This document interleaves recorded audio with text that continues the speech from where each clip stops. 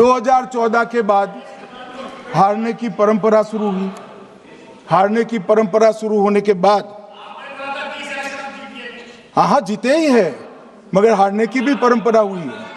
मान्यवर, हारने की परंपरा शुरू करने के बाद इन्होंने सबसे पहले ईवीएम को निशाना बनाया।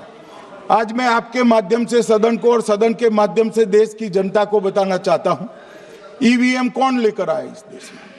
मान्यवर, कौन लेकर आया?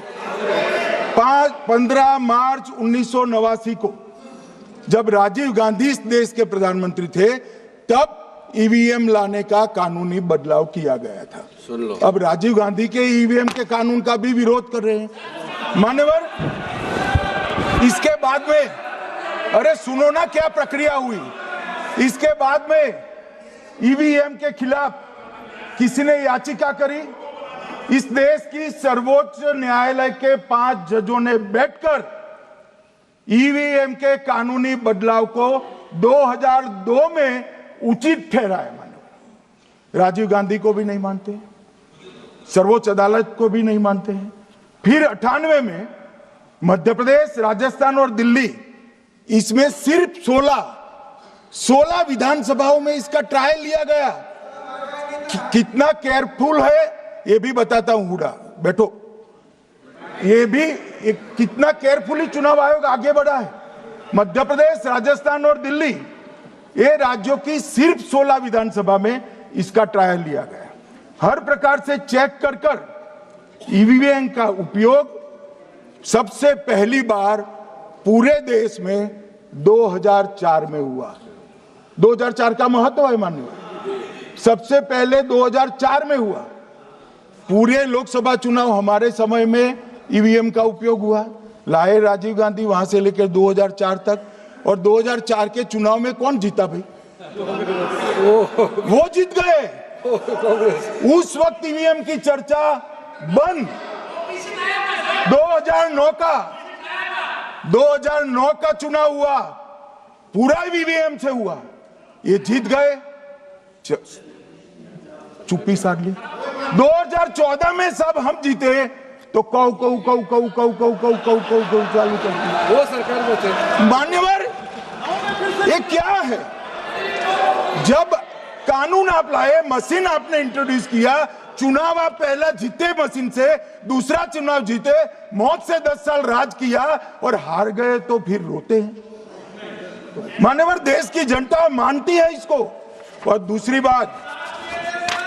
दूसरी बार जब चुनाव आयोग को भी लगा कि सच्चे झूठे आरोप होते हैं, तो इस पर रिसर्च की एक प्रक्रिया हुई। मानिएगा 5 साल रिसर्च के बाद वीवीपीएटी की इंट्रोडक्शन हुआ। ये वीवीपीएटी क्या है? मैं जब वोट दबाता हूं तो समझ गए दादा, धन्यवाद।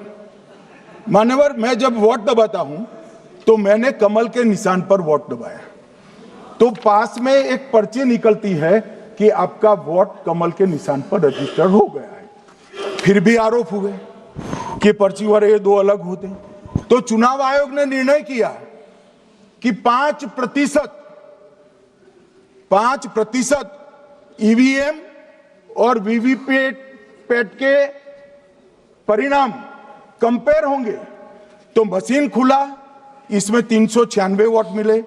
तो वीवीपैट में कितने वोट मिले, तो 396 है या नहीं है, ये 5% मशीनों में मिलता है।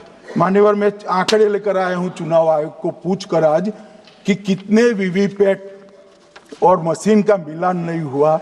आज तक 16,000 मशीन और वीवीपैट का मिलान हुआ है, एक भी वोट का बदलाव नहीं।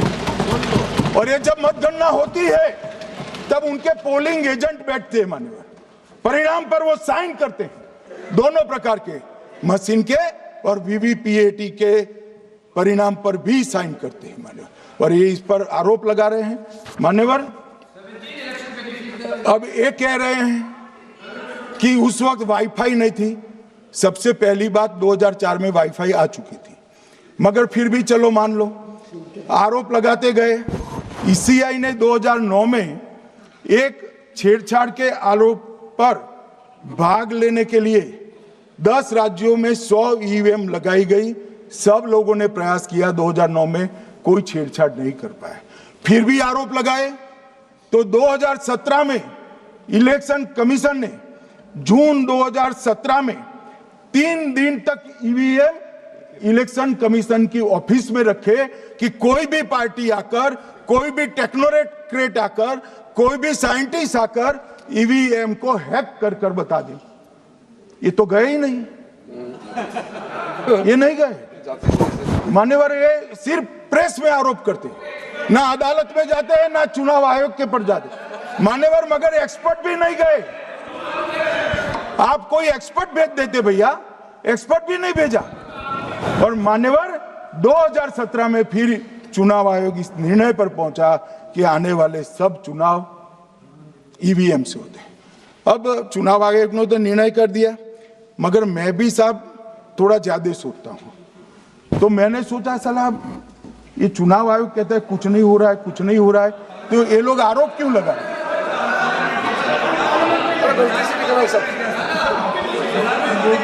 मान्यवर, मेरे शब्द कोई ऐसे हो तो काट दीजिए। काट दिया।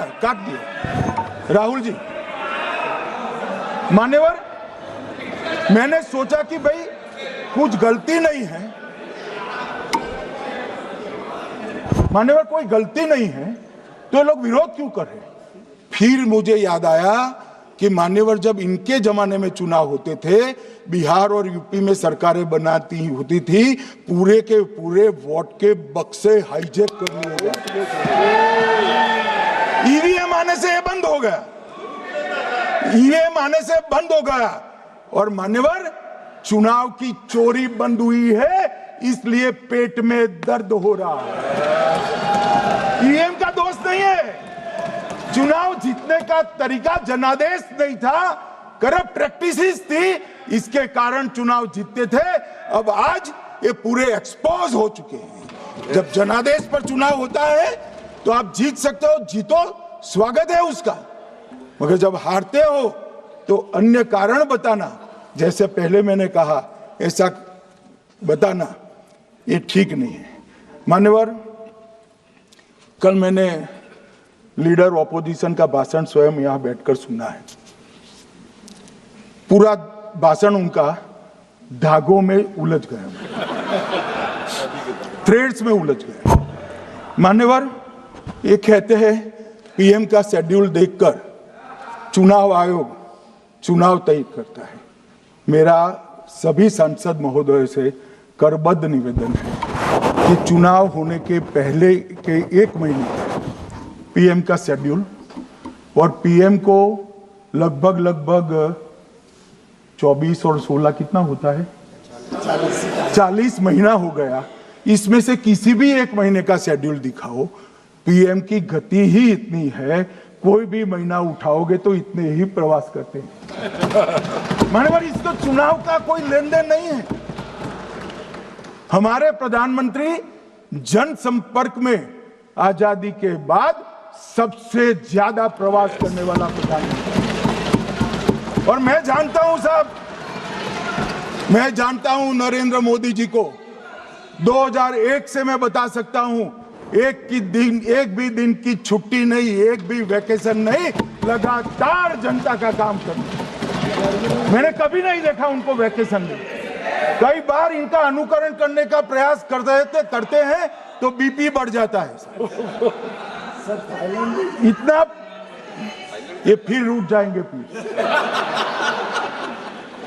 मान्यवर, ये पूरी चर्चा चुनाव सुधार पर थी। मैंने आज ये भी जांच करा,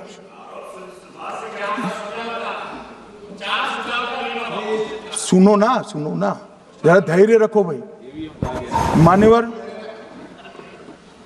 मैंने आज सुबह चुनाव आयोग के वहां जांच कराई। जांच मतलब कोई गोपनीय चीज नहीं पूछी है, आप इसका इश्यू मत बने।